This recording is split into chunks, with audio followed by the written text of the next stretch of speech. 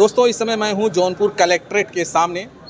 अब जैसा कि जानते हैं लगातार जो है सौम्या धरना प्रदर्शन दे रही हैं धरना स्थल पर, लेकिन सामने अगर आप देखेंगे तो यहाँ पर भी एक धरना प्रदर्शन चल रहा है और ये धरना प्रदर्शन जो है अशोक यादव यानी कि जो प्रधान हैं जपटापुर के, उनके परिवार वालों, उनके तमाम गांव वाले वहाँ पर जुटे हुए हैं।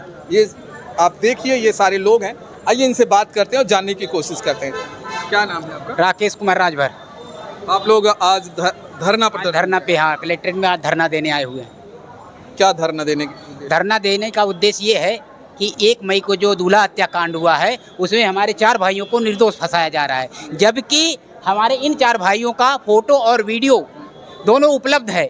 ये हमारे ही गांव के एक यादव की लड़की की शादी थी। 4 बजे से लेकर के 2 बजे रात तक शादी में थे, क्योंकि ये ग्राम सभा के प्रधान है। पूरी जिम्मेदारी होती है शादी को देखभाल करना, बारातियों को संभालना, ये प्रधान की जिम्मेदारी होती है। उस तहत हमारे प्रधान जी 4 बजे शाम से लेकर के 2 बजे रात तक उस शादी में जिम्मेदारी से अपना कार्य निर्वहन कर रहे थे।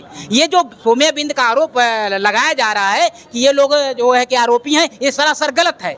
मैं कहता हूं कि जिस तरह से मैं ये प्रूफ दे रहा हूं कि ये 4 लोग शादी में उपलब्ध थे, उसी तरह से अगर सौम्या बिंद के पास कोई ऐसा प्रूफ हो कि जो ये साबित करे कि नहीं ये लोग हत्या में शामिल हैं, तो हम लोग ये धरना नहीं देंगे।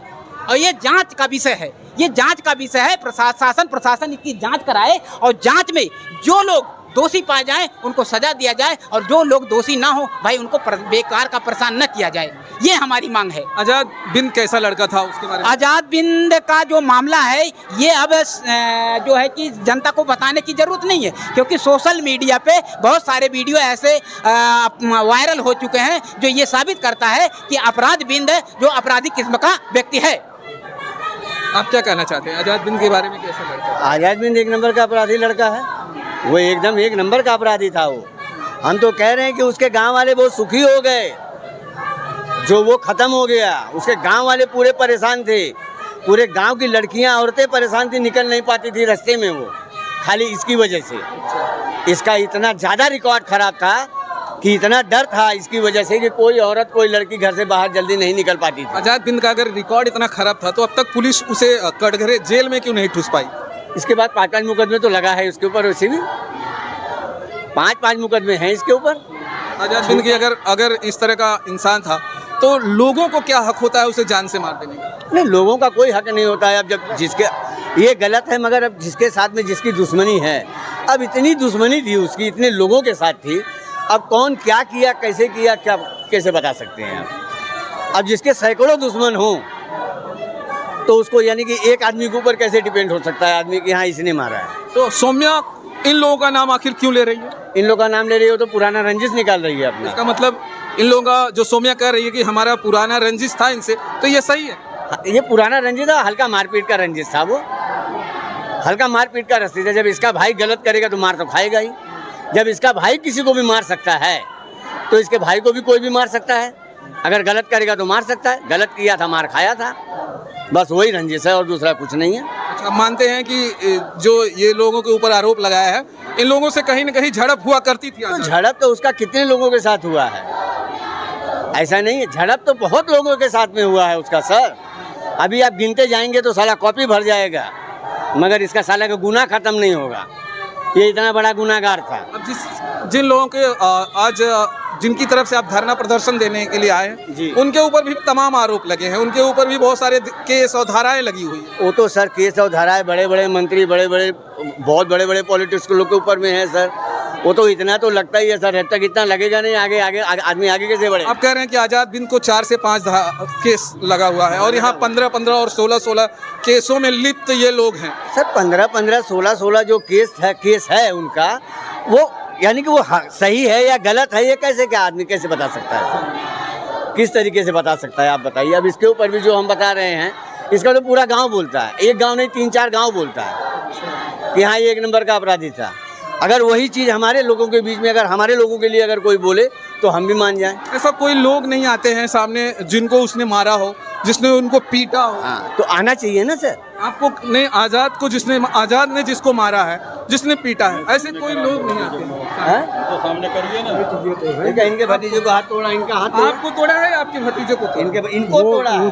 हमारे पोते का तो सर फोड़ा है उसने, कौन तोड़ा? आजाद बिंद, और 5 टाके लगे हैं सर पर। जब उसने आपके भतीजे को मारा पीटा तो थाना और पुलिस का सहारा लिया? हाँ, रिपोर्ट है साहब, रिपोर्ट किए जो है आजाद बिंद जब मारा तो रिपोर्ट किए, और 5 टाके भी अभी साबुत है, लगा है। आपको कहाँ लगा? हमारे जो है ये देखिए लगा। ये किसने मारा था ये मारे थे आजाद बिंद, 5 लोग थे, ये 4 लोग, आजाद बिंद और प्रभाकर, दिवाकर और ये राजमन। आजाद बिन के भी तो बहुत सारे लोगों ने मारा था, उनको भी तो बहुत सारे टाके लगे, उनको भी सरिया लगा, उनके पिताजी को भी सरिया लगा। हाँ, तो सरिया लगा तो उसमें जो है वही जो पहले मारे थे ये, उसके बाद जब उनको मारे हैं उनको, तब वही मुद्दा ले करके जो है तो इसमें जो है तो ये बबलू, अशोक प्रधान और भोले सोले को सब फंसाना चाहती है।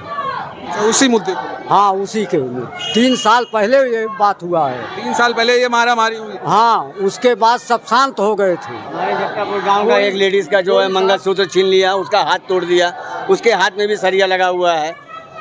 एक बुजुर्ग है बेचारी पुरानी, वो बैंक से आ रही थी, पैसे निकाल के उसका पैसा तक छीन लिया। अच्छा, उसका गांव बड़ौर है और मार वो जप्तापुर वालों से क्यों करता है? जप्तापुर बड़ौर खाली बीच में रोड है सर, इधर बड़ौर इधर जप्तापुर है सर। हाँ, लेकिन अपने गांव वालों से नहीं करता है। क्यों अपने गांव वाले से भी करता है? बिल्कुल पूछ रहा, अपने गांव वालों से करता है? बिल्कुल करता है, बिल्कुल अपने गांव वाले से करता है, हर गांव वाले से। तरसामा तक उसका है रिकॉर्ड। तरसामा में भी मार किया है वो, तरसामा में मार किया, समदहा में मार किया, वहाँ 10-20 गांव जो हैं वहाँ आप लोग इंक्वायरी करिए कि मारता है कि नहीं मारता। आइए, मैं थोड़ा और तस्वीरें आपको दिखाने की कोशिश करता हूँ। ये देखिए, ये लगातार ये महिलाएं हैं जो जप्तापुर से आई हैं, और जप्तापुर से ये सारी महिलाएं हैं। अगर मैं बात करूं तो धरने में देखिए आप, प्रदर्शन लगातार चल रहा है। यहाँ पे लिखे हैं हमारे पति अशोक यादव को जो है गलत तरीके से फंसाया जा रहा है, जो कि निर्दोष है। उन्हें उस दिन वो घटना के समय गांव के एक शादी समारोह में शामिल थे, ऐसा इस गांव ऐसा उनकी पत्नी जो धरने पे लगातार बैठी हैं उनका कहना है। क्या नाम है आपका?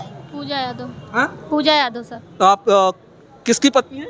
अशोक यादव। आप जो जिनके ऊपर आरोप लगाया है? जी सर। कौन आरोप लगा रहा है? सौम्या बिंद सर। क्यों लगा रही है सौम्या बिंद? आपको कुछ लग रहा है कि कोई वजह है, क्यों लगा रही है? नहीं सर, हमें नहीं मालूम, हमें नहीं पता सर। आपको नहीं पता? नहीं सर, तो सिर्फ ऐसे ही लगा दिया होगा। वो तो समझ शादी सर। कोई तो वजह होगा ना। देखिए, किसी के ऊपर अगर लगा रही हैं तो कोई तो वजह होगा। गांव में और बहुत सारे लोग हैं, उनके ऊपर ये आरोप नहीं लगाया, आपके पति के ऊपर आरोप लगाया, तो इसका मतलब कोई ना कोई वजह है, बड़ा आरोप है। एक मर्डर का जो आरोप लगता है, कोई मामूली आरोप तो होता नहीं है सर। हमें नहीं पता, बस हमारे पति का नाम 3 दिन के बाद चौथे दिन आया सर। आपको नहीं पता? क्या कह रही हैं आप? जब हमारे आप कौन है?